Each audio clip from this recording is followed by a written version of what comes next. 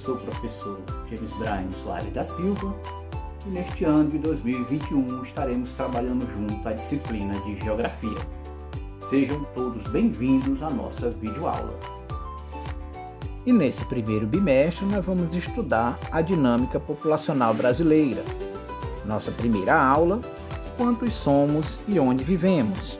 Então, nesta aula nós vamos conhecer os aspectos relacionados à distribuição da população brasileira no território, compreender o significado de crescimento natural ou vegetativo, reconhecer a maior participação da mulher no mercado de trabalho, reconhecer o papel da mulher na chefia da família, identificar a existência de desigualdades entre homens e mulheres no mercado de trabalho e perceber o envelhecimento da população brasileira, identificando suas causas. Mas o que é população? População é o conjunto de habitantes de um lugar. Todos os habitantes do Brasil, por exemplo, formam a população brasileira. Brasil, país populoso, mas pouco povoado. Em 2015, de acordo com pesquisas realizadas pelo Instituto Brasileiro de Geografia e Estatística, IBGE, a população absoluta ou total do Brasil era de cerca de 205 milhões de habitantes. Com a quinta maior população do mundo, o Brasil é considerado um país populoso. Mas se por um lado o Brasil tem um elevado número de habitantes, por outro o país é pouco povoado. Sua densidade demográfica ou população relativa é baixa, 24 habitantes por quilômetros quadrados. A distribuição da população no território. No Brasil, a população não se distribui de forma regular pelo território. Ela se concentra mais em algumas áreas e menos em outras áreas. Podemos perceber essa irregularidade ao comparar a densidade demográfica das regiões brasileiras. Observe a tabela a seguir. Na região norte, por exemplo, nós temos uma densidade demográfica de 5 habitantes por quilômetros quadrados. Na região nordeste, essa quantidade já sobe para 36 habitantes por quilômetros quadrados. Na região centro-oeste, são 10 habitantes por quilômetros quadrados. Na região sudeste, são 93 habitantes por quilômetros quadrados. Já na região sul, são 51 habitantes por quilômetros quadrados. Mas o que é densidade demográfica? A densidade demográfica corresponde à distribuição da população em uma determinada área. Também podemos observar a irregularidade na distribuição da população pelo território, comparando a densidade demográfica das unidades federativas. Observe o mapa. Então podemos observar que na região sul e sudeste e parte da região nordeste, a densidade demográfica é bem elevada. Já a região centro-oeste e norte, a densidade demográfica é bem baixa. O crescimento da população brasileira.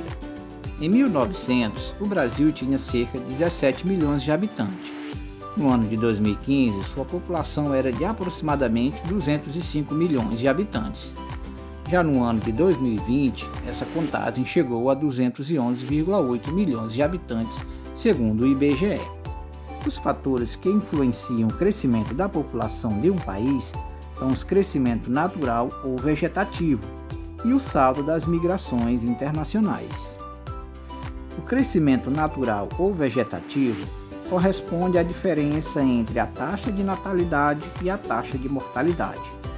A taxa de natalidade indica o número de nascidos vivos para cada grupo de 1.000 habitantes de um país. Já a taxa de mortalidade indica o número de mortes para cada grupo de 1.000 habitantes do país. Para indicar essas taxas, utiliza-se o símbolo de porcentagem. O saldo das migrações internacionais corresponde à diferença entre a quantidade de imigrantes e a de emigrantes do país. E qual a diferença entre emigrantes e imigrantes? No texto, emigrante refere-se às pessoas que saem de seu país de origem para viver em outro. Já os imigrantes refere-se às pessoas que entram em um país que não é o de sua origem e nele fixam residência. Mudanças no crescimento da população.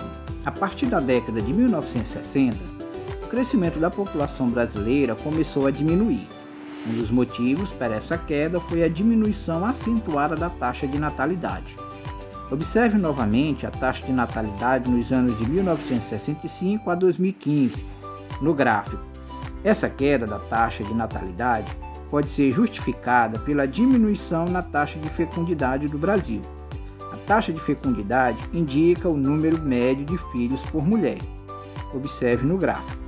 A redução da taxa de fecundidade está relacionada a diversos fatores, como o aumento da escolaridade, da participação da mulher no mercado de trabalho e o planejamento familiar, que permite aos casais decidir quantos filhos querem ter com base nas condições de vida que poderão oferecer a eles. Mulheres chefes de família. De acordo com o IBGE, em 2015, cerca de 52% da população brasileira era composta de mulheres. Atualmente, as mulheres participam de todos os setores econômicos. Elas fazem pesquisas científicas, comandam tribunais de justiça, administram empresas, governam países e muito mais.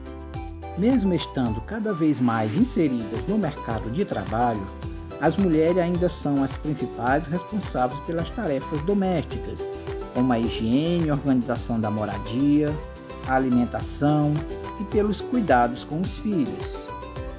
Recentemente, essa responsabilidade aumentou.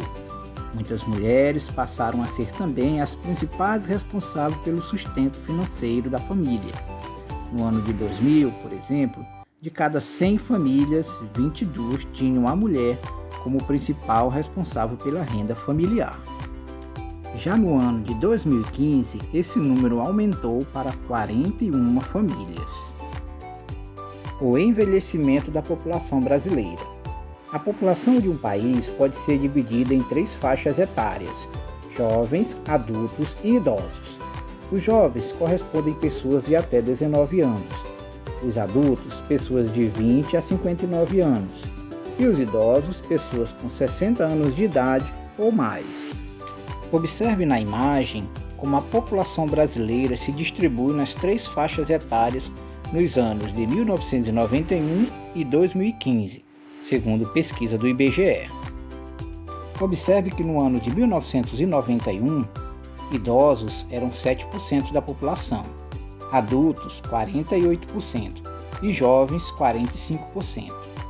Já no ano de 2015, os idosos saltam para 14%, adultos 56% e jovens 30%.